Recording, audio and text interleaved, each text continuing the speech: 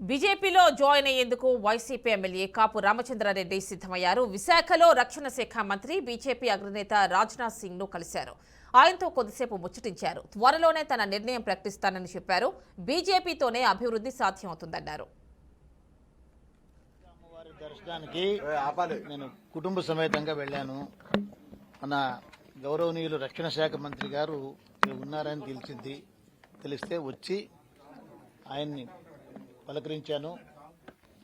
నమస్కారం చేసి ఆశీర్వాదం తీసుకున్నాము. కలిసి టీ తాగినాము. ఇప్పటికి అంతే. ముందు ఏదైనా నిర్ణయం తీసుకున్నా కూడా మీకు ముందుగా చెప్తాము. అది కూడా మీకు తెలియకుండా ఏం చేయడానికి సాధ్యముంది? మేము పబ్లిక్ లైఫ్లో ఉండేటోళ్ళము. అడుగడుగు మీకు తెలుస్తుంటుంది. ఇప్పటికైతే ఆయన కలిసాము.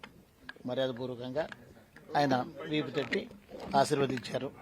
అంత. ఇప్పటికి ఏ నిర్ణయం తీసుకోలేదు, ఏ ఆలోచన లేదు.